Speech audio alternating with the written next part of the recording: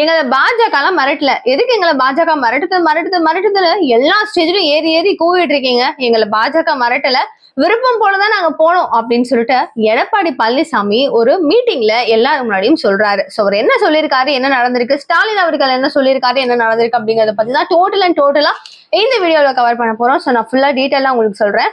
உங்களுக்கு என்னங்க எரிச்சல், நீங்க ஏன் இவ்வளவு டென்ஷன் ஆவறீங்க அப்படிங்கிற மாதிரி சரியான ஒரு பதிலடி விமர்சனமும் அவர் கொடுத்திருக்காரு.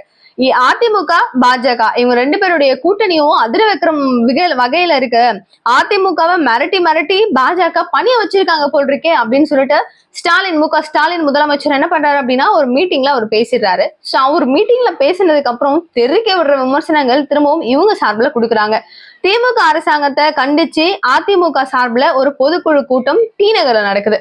அந்த மீட்டிங்ல பாத்தீங்க அப்படின்னா பாஜகல இங்க யாருமே வந்துட்டு எங்களை மிரட்டல, நாங்க அதிமுக உங்களுக்கு பணிஞ்சு போகணும் அப்படிங்கிற ஒரு அடிமை கட்டளையும் நாங்க இல்ல. நாங்க ரெண்டு பேரும் மியூச்சுவலான ஒரு அண்டர்ஸ்டாண்டிங்ல சேர்ந்து மகிழ்ச்சியான ஒரு கூட்டணி அமைச்சு திமுகவை வீழ்த்தணும் அப்படிங்கிறது மட்டும்தான் எங்களுடைய எண்ணமே தவிர நாங்க எதுக்காகவும் எங்களை யாரும் அப்படி இப்படி எல்லாம் பண்ணலைங்க அப்படின்னு சொல்லிட்டு ரொம்ப திட்டவட்டமா அதிமுக பொதுச் செயலாளரான எடப்பாடி பழனிசாமி அவர்கள் ஒரு வீடியோ போடுறாருங்க.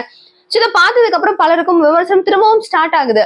அது எப்படி ஸ்டார்டிங்ல இருந்து எனக்கெல்லாம் பிடிக்காது, நான்லாம் தனிச்சுதான் நிப்பேனே தவிர அதிமுக எப்பவுமே தனிச்சு சிங்கம் போல இருக்குமே தவிர பாஜக கூட மறுபடியும் கூட்டணியில இருக்கவே இருக்காது அப்படிங்கிறது எந்த அளவுக்கு ஸ்ட்ராங்கா சொன்னீங்க, அப்புறம் என்னாச்சு உங்களுக்கு, அப்புறம் ஏங்க நீங்க போயிட்டு திடீர்னு அவங்க கூட கூட்டணி சேர்ந்தீங்க, என்னங்க அதுக்கு பதில் அப்படின்னு சொல்லிட்டு ஒரு தரப்பு மக்கள் கேட்கறாங்க.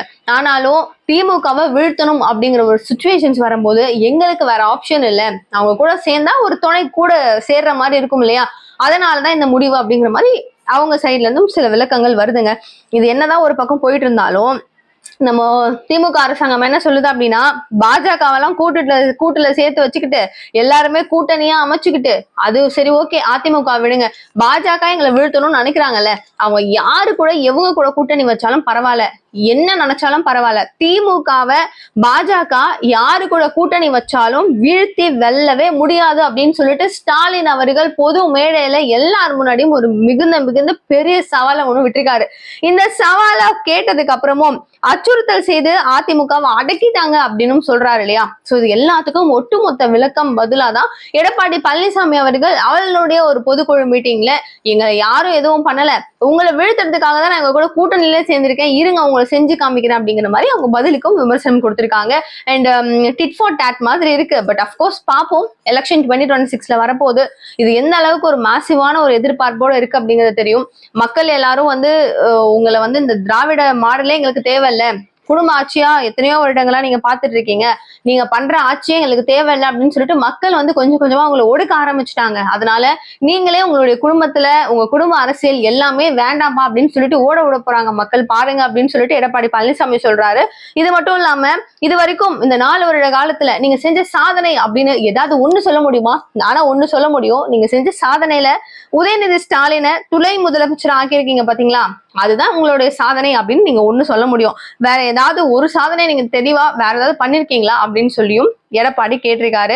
ஆனா காங்கிரஸ் கூட நீங்க இருக்கீங்க அப்படிங்கிறது சரிங்க, உங்களுக்கு நீங்க அவங்க கூட சேரணும்னு நினைக்கிறீங்க, ஓகே. அந்த காலத்துல எல்லாம் அப்போல இருந்து பாஜக கூட நீங்க சேரணும் அப்படின்னா பாஜக நல்ல கட்சி, இதுவே நாங்க அவங்க கூட சேர்ந்துட்டோம் அப்படின்னா பாஜக கெட்ட கட்சி, என்னங்க நீங்க அப்படின்னு சொல்லி எக்கச்சக்கமான விமர்சனங்க. நம்மளால நினைச்சு கூட பாத்துருக்க மாட்டோம் எடப்பாடி பழனிசாமி இந்த அளவு கேள்வி கேட்பாருன்னு.